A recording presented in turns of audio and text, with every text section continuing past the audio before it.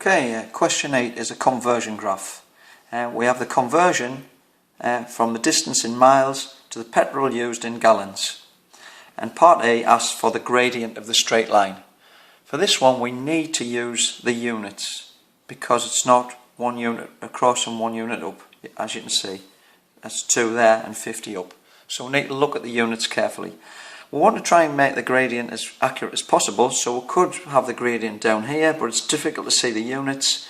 Right at the very top, you can see they're both on whole numbers, so I'm going to use that as a gradient. So I'll just draw a little triangle down here, so you can see, because gradient is change in y divided by change in x. So the change in y here, looking at the scale, is 400.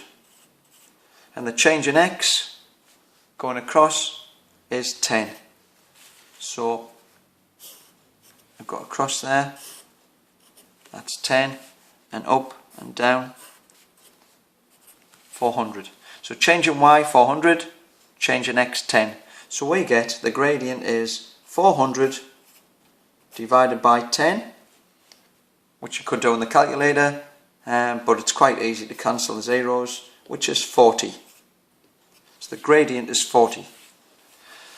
Now, part B says write an interpretation of this gradient.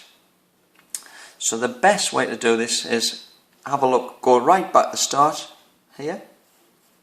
So we know that if this is 1, that's going to be 40 because the gradient is 40 over 1.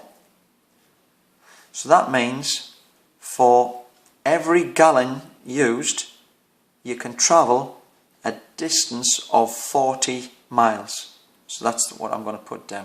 The gradient here, from the last question, 40, for every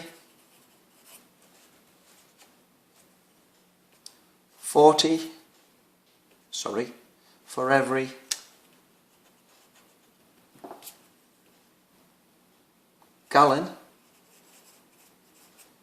used, you can travel